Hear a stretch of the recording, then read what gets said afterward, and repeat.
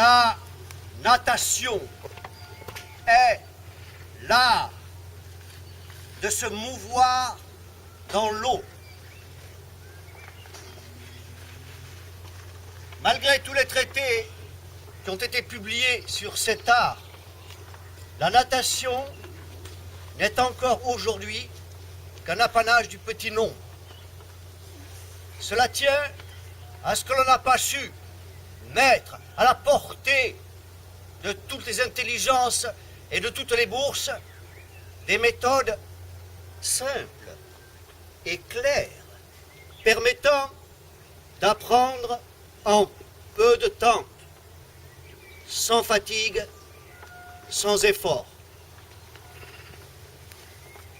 Ainsi, par exemple, pour faire la brasse, moyen général et le plus simple de nager. Tous les traités indiquent comme point de départ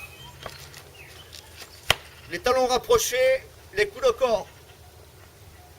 Or, cette position est la meilleure que l'on puisse prendre pour aller au fond.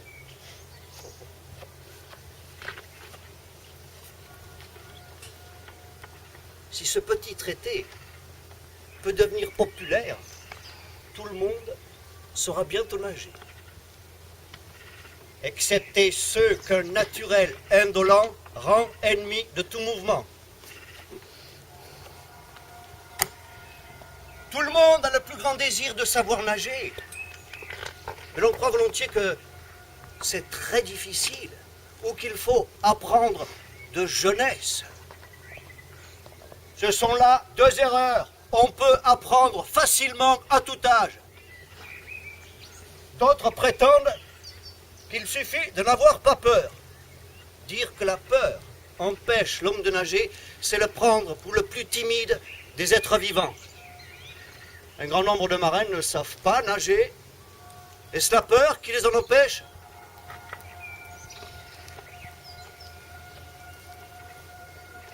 La plus grande cause que peu d'adultes ne savent pas nager vient de ce qu'on veut leur donner les leçons dans l'eau.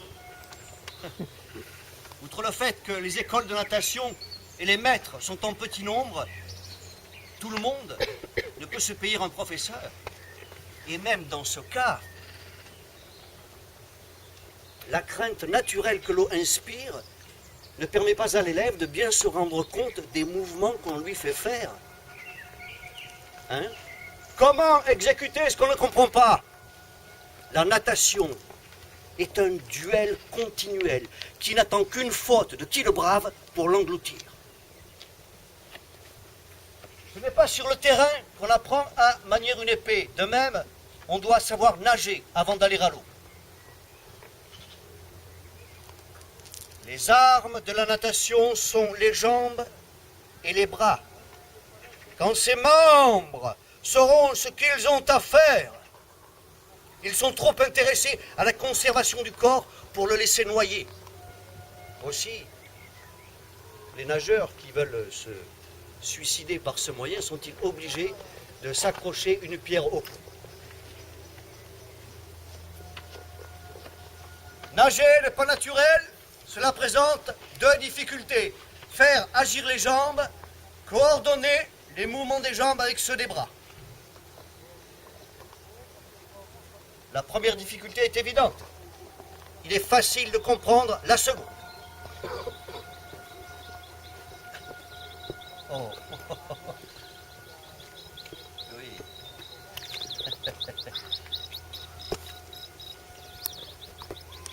Eh oui.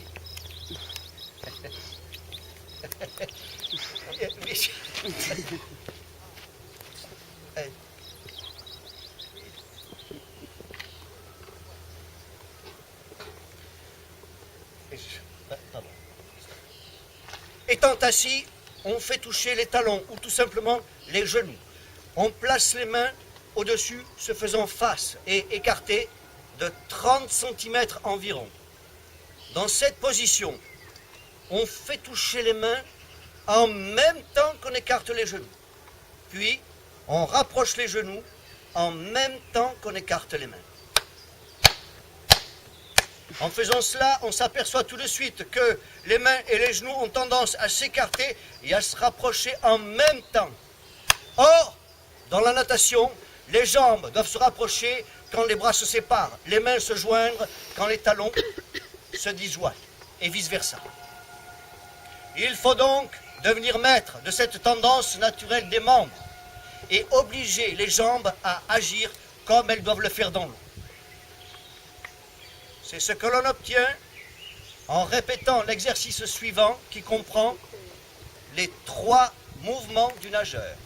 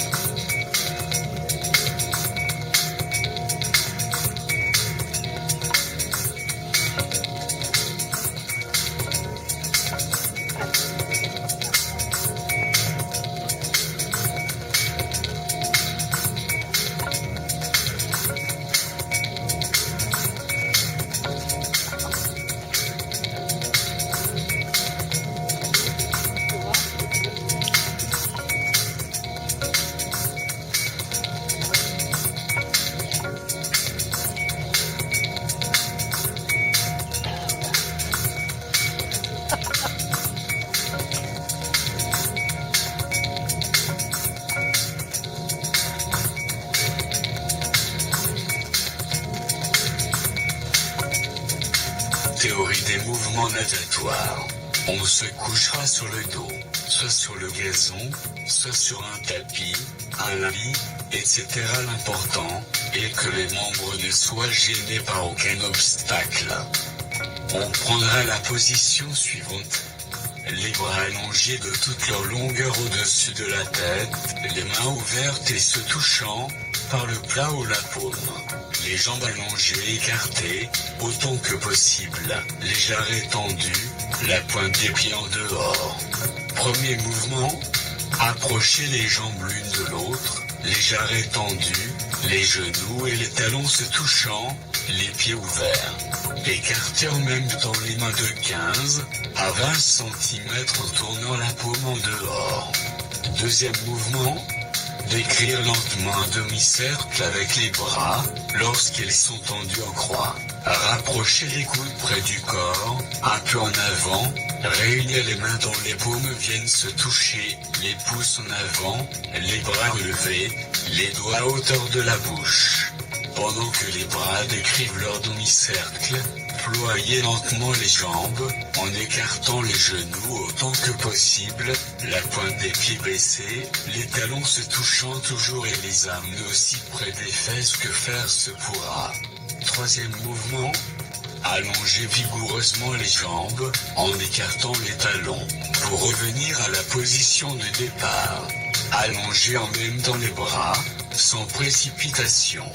Continuez ainsi, les jambes et les bras plus ou moins soulevés pour les mouvements. Aussitôt qu'on éprouve un peu de fatigue, on s'arrête un instant pour reprendre ensuite. On répétera cet exercice 600 fois, 300 fois tel qu'il vient d'être décrit, et 300 fois nous faisons seulement fonctionner les jambes, les bras au repos. Les mouvements des jambes sont très importants. C'est dans les jambes qu'est la natation. On y consacrera 2 séances par jour, le matin et le soir de préférence, étant déshabillé. Chaque séance demande moins de 5 minutes. Or, tout le temps à y consacrer est de moins d'1 heure. Toute personne peut apprendre, n'importe le sexe ou l'âge.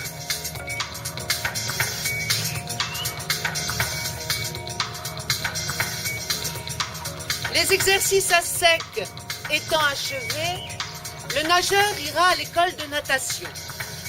À défaut d'établissement de bain, il choisira un endroit où l'eau soit peu courante. En un mot, un endroit pas dangereux et qui offre un espace assez grand pour s'y exercer sans perdre pied. Évitez toujours les endroits dangereux, surtout dans les commencements. Se déshabiller lentement. Attendre qu'une douce fraîcheur se fasse sentir avant d'entrer dans l'eau. Et alors, s'y plonger résolument tout entier. Le meilleur moment pour le bain est de 7 à 8 heures du matin, mais on peut se baigner à toute heure de la journée. Ne pas plonger sans connaître le fond. En plongeant, songez de revenir assez tôt à la surface pour respirer. Ne jamais se mettre à l'eau avant que la digestion soit achevée.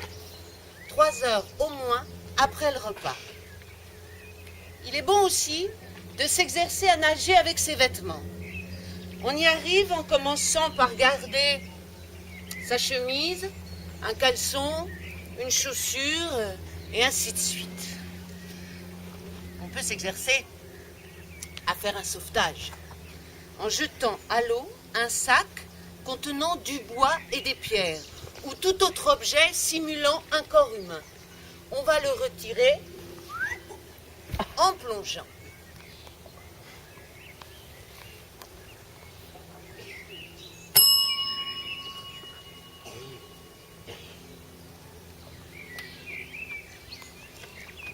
On nous demandera peut-être comment il se fait que l'homme ne nage point naturellement comme la grenouille. Nous répondrons tout d'abord que le bon nageur nage, absolument, saute à l'eau et plonge comme la grenouille. Il est aussi à remarquer que l'homme est le seul animal qui sache nager sur le dos, étant cela supérieur même aux poissons, comme il convient à l'ancien roi des eaux, aux dieux marins. Car nos ancêtres vivaient dans les eaux. Mars et Marais, c'étaient les dieux marins.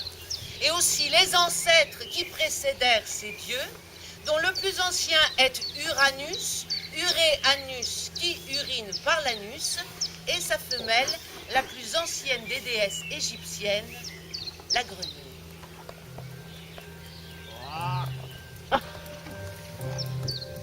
Qui ne connaît de vue la grenouille? C'est un charmant petit animal amphibie dont les formes ont déjà une ressemblance frappante avec celle du corps humain. La grenouille passe l'hiver engourdie dans le fond du limon. Et c'est par une suite de cette faculté que les fakirs de l'Inde se font enterrer jusque pendant 3 mois et sont ensuite rappelés à la vie par de tièdes ablutions. De même que l'homme, la grenouille est peu matinale. Elle reste le matin dans son lit, le limon de la terre. Mais ces chers petits êtres aiment les soirées chantantes. Elle devient promptement familière et aime alors le voisinage des hommes au point de venir se placer hors de l'eau, tout près de celui qui l'observe, dans une rassurante immobilité.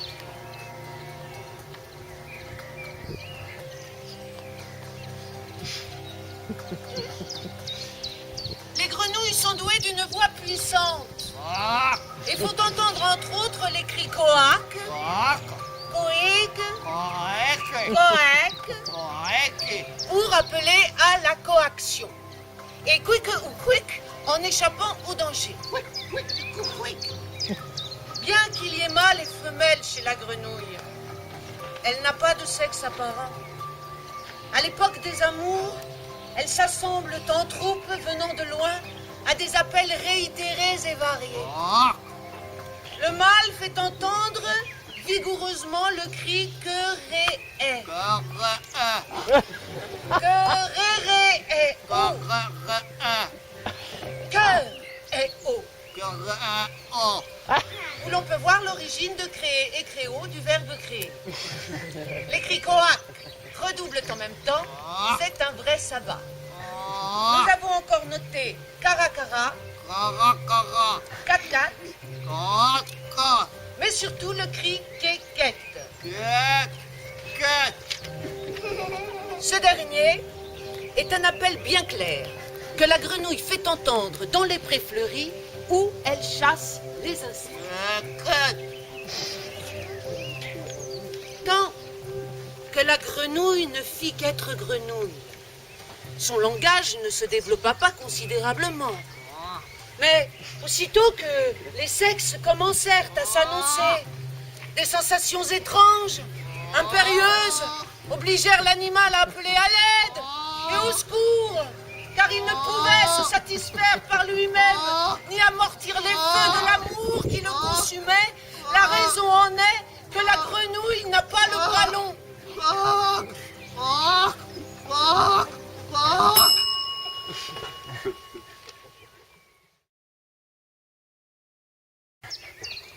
C'est que ce, est que ce, ex-ce, Est un premier nom du sexe. Nom qui a perdu sa première valeur. On l'emploie pour désigner celui qui a perdu son emploi. ce ex, c'est que c'est, ce ex, c'est, sexe est, ce excès. C'est le sexe. On voit que le sexe fut le premier excès. Il causa et cause tous les excès. On n'a aucun excès à craindre de ceux qui n'ont pas de sexe. On se ex-ite, on sexe-ite, On s'excitait. c'est un ex-itant. C'est un excitant. Les questions les plus fréquentes furent créées à la venue du sexe. Qu'est-ce que c'est? Qu'est-ce que c'est? Qu'est-ce que tu veux? Qu'est-ce que c'est A? Qu'est-ce que sexe est A? Qu'est-ce que c'est que ça? Qu'est-ce que c'est A? Qu'est-ce que sexe est A? L'inconnu de la chose faisait changer l'ordre en question.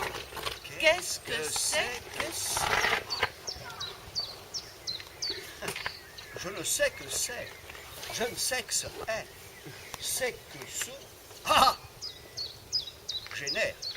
Lorsque le sexe se forma, il était jeune et on ne savait ce que c'était. Sexagénaire. C'est que ça génère. Oh! La terminaison génère n'est guère utilisée avant 60 ans, mais elle ne l'est jamais pour ça. Oh! Que trop génère. Même à 80 ans, l'octogénaire s'émerveillait de sa précocité. Je me ex-amine est. Tu te ex-amine A. Il se ex-amine A. Il le sexe-amine A. Il le sexe-amine A. C'est le sexe à la mine, ou à la main, que l'ancêtre s'examinait. Sexe-amine est. Mine, avalu main. Donc la main faisait mine et minait le terrain. Donc le créateur de Je m'examinais disait, J'ai mon sexe à la main. etc. C'est en examinant son sexe que l'ancêtre faisait son examen. Son ex à main. Son sexe à main. L'examen du sexe est le premier que l'on subit en venant au monde. S'il te plaît. Ainsi, les pronoms réfléchis tirent leur origine de la réflexion de l'ancêtre sur sa propre nudité. Merci. L'ancêtre s'aperçut qu'il parlait de son sexe, de son propre sexe, de lui-même. Ce sont donc les plus vives passions amoureuses qui ont délié la langue des ancêtres. Ils étaient là, les yeux fixés réciproquement sur leur apparence sexuelle. Et c'est dans cette vision béatifique, s'appelant et se stimulant, que leur esprit s'est formé. Car l'esprit est né de la chair. Et pour cela, la chair a dû être torturée par tous les feux de l'amour le plus furieux.